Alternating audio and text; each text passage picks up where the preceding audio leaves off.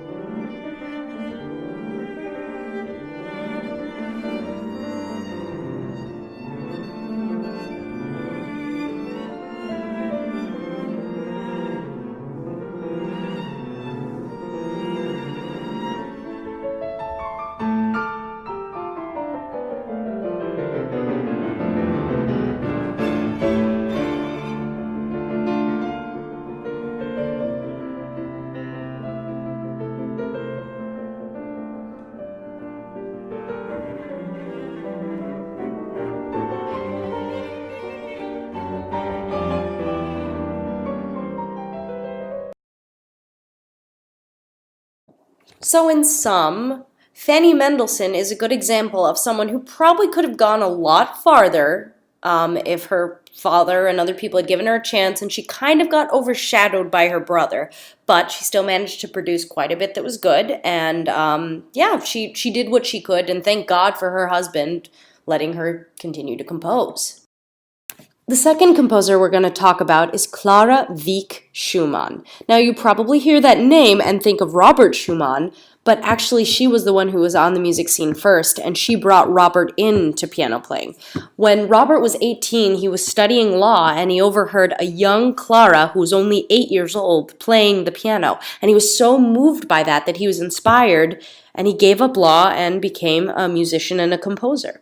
Now, she outlived Robert by 40 years and went on to have an incredible performing career. What's notable is, and you all will probably remember this from the concert, now people play from memory, and Clara Schumann is the first performer to do that, and she's the one who started that medium. Before, people would play out of music, but Clara is the first one to play it from memory, so this is really big for performance practice. So the reason we even know about Robert is because of Clara. He probably would have died in anonymity, but after he died, she was trying so hard to get his music played, and she really was kind of the champion for his music. We also might blame him a little bit for the reason she didn't compose more. She had 8 kids. She was pregnant 10 times, but she actually only had 8.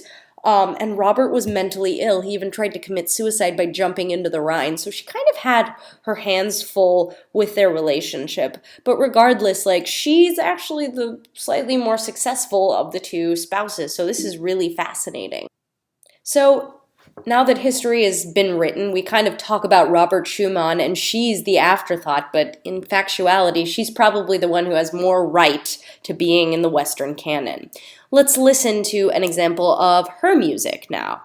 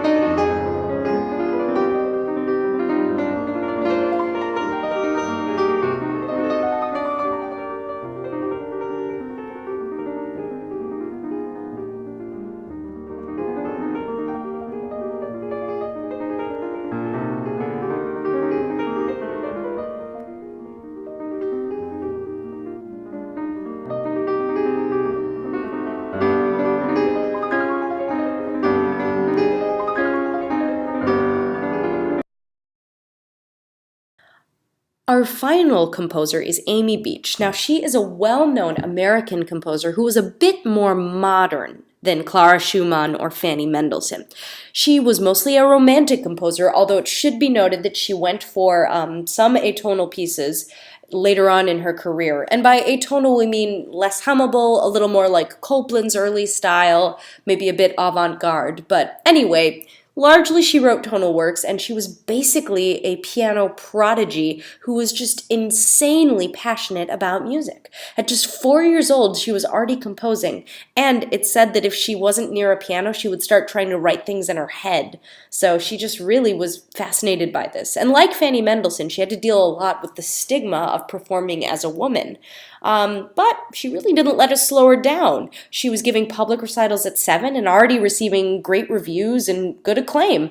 She was well respected as a performer, but her parents did not let her go to a music conservatory. This probably is because that wouldn't be proper for a woman to do. While she did have 1 year of formal training, other than that, she was pretty much self-taught. She was married in 1885, and her husband told her to become a matron of society. He basically didn't want her to do so much public performing, but he did let her compose and really kind of encouraged it, and so that's kind of what she focused on instead of performing. She was not allowed to teach because that was not a respectable job, and it was kind of more for the lower classes. Luckily, her husband died, and she was able to start playing recitals and be in charge again. And she taught, she coached, she wrote newspaper articles, and she was really just a focused intellectual who was dedicated to the cause of teaching women to play music. So just a great example of someone who's bettering the world and wouldn't let the standards slow her down. We're going to listen to part of her Gaelic Symphony in E minor, the first movement, which is the Allegro con fuoco, which literally means like at a brisk pace with fire. So it's kind of a good piece to demonstrate her personality. And what we're going to do is listen to this, and then we're going to compare it to some other works and see how it shakes out.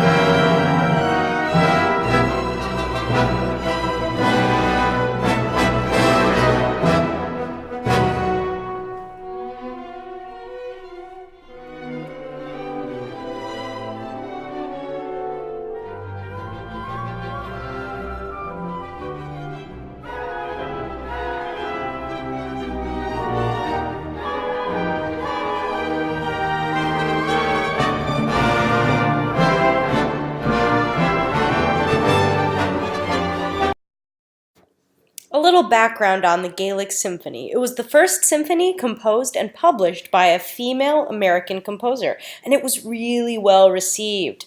She based it off of English, Irish, and Scottish melodies, and that was to give it the Gaelic title. Now, what does this kind of remind us of? Aaron Copland, who was going to use American folk songs in his works. So in a way, she kind of predates him on that. So interesting stuff here. Now I'm going to throw everybody off by talking about Dvorak. Dvorak was a huge influence on Beach. She really was thinking of him when she was writing the Gaelic Symphony, and we're going to talk about that. So who was Dvorak? He was a Czech composer.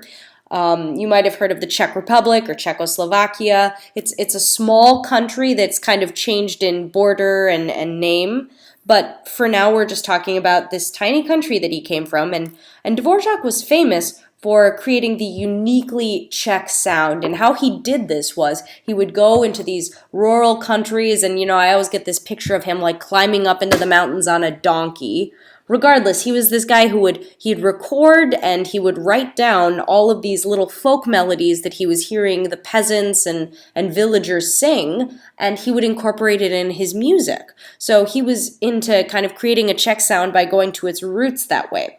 So what happens is he ends up teaching at the illustrious National Conservatory of Music in America in 1892 to 1895, and Beach hears him and she decides that she wants to kind of have that same sort of sound. And what he does while he's over is he is asked to basically come up with a American sound like he did with Czechoslovakia. So he's brought to New York to make the American sound.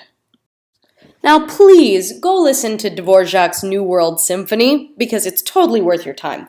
But just to spoon feed you some information that I want you to get from this is the New World Symphony kind of incorporates Native American songs and African American spirituals because he thinks of this as what is the true American sound. And, given the history, that makes a lot of sense. He writes a long symphony. It's 45 minutes long and it's 4 movements, but it's pretty much your typical romantic symphony after Beethoven. It makes sense and it is what it is. So give it a listen on your own time. Amy Beach hears Dvorak's New World Symphony, and she thinks it's great and all, but she feels that a better representation of American culture would be English and Irish folk tunes, and she expresses this in a letter that I will include below. Anyway, this is a response to Dvorak's interview where he says that African American spirituals are the folk tunes in which American music will be based. So she's kind of in direct opposition with him while she still respects his work. So bada bing, bada boom, Amy Beach writes the Gaelic Symphony in 1896, and her peers understand that this is a reaction to Dvorak's work.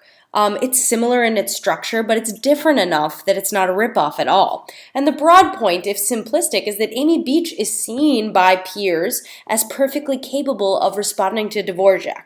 This is significant because Dvorak is someone who is thought of as being a true canonic composer. He was one of the world's premier symphonists. So this is really important in showing that Beach is challenging stereotypes and being respected for it by the community. So that's really all I want you to walk away from by this little comparison between Beach and Dvorak. So as much as I would love to end on the happy note of Beach demonstrating that she's on par with Dvorak, the main learning outcomes from this unit should be that for women, their skills and talents were being dismissed, and that they had to seek approval from their husbands and fathers in order to continue what they were doing, and that they were often obscured by the men in their lives, and that we're still kind of uncovering works and understanding their representation in the canon as we go along.